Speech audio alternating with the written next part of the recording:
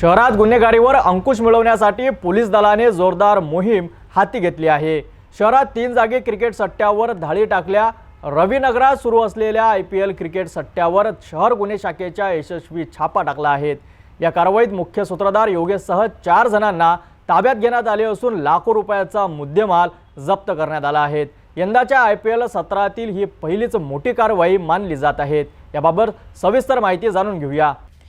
शहर गुन्हे शाखेला रविनगरातील एका घरात IPL क्रिकेट सट्टा सुरू असल्याची गुप्त माहिती मिळाली होती।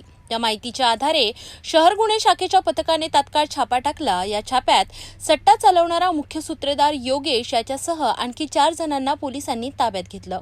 घटनास्थळावरून लाखो रुपयांचा मुद्देमालही जप्त करण्यात आला आहे। IPLच्या सत्रातील क्रिकेट सट्ट्यावर झालेली ही पहिलीच मोठी कारवाई असल्याने शहरात सट्टेबाजांच्या वर्तुळात खळबळ उडाली आहे। केवळ रविनगरच नाही तर याच गुन्हे शाखा पथकाने रात्री रामपुरी कॅम्प येथील राम लक्ष्मण संकुलानजीक देखील IPL क्रिकेट सट्ट्यावर छापा टाकला। या ठिकाणी ID वरून सट्टा खेळणाऱ्या निखिल नावाच्या एका व्यक्तीला पोलिसांनी ताब्यात घेऊन कारवाई केली आहे। शहर गुन्हे शाखा युनिट क्रमांक 1 चे पोलीस निरीक्षक गोरखनाथ जाधव यांच्यासह त्यांच्या पथकाने ही कारवाई केली।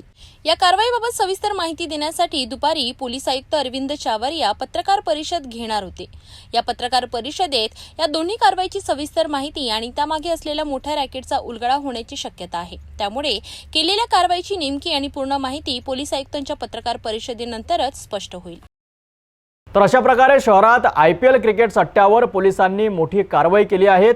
या कारवाईमुळे सट्टेबाजांना पोलिसांचा धाक नक्कीच बसेल अशी अपेक्षा आहे।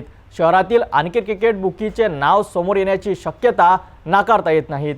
पोलीस आयुक्त अरविंद चावरिया यांच्या पत्रकार परिषदेनंतर या कारवाईबाबत अधिक तपशील लवकर समोर येईल। पुढील अपडेटसाठी पाहत रहा सिटी न्यूज।